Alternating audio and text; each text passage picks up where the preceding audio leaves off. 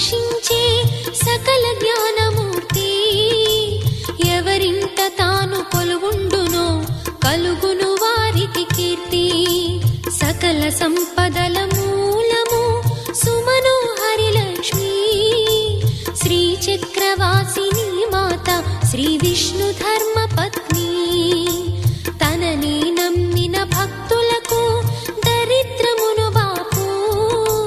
కొలిచెడి వనితల కొంగులలో బంగారము నింపు. అష్టలక్ష్ముల రూపున అవతారం దాల్చినది. కష్టములను తొలగించగా భూమిలో వెలసినది. లక్ష్మీదేవి కథ శ్రీ లక్ష్మీదేవి కథ.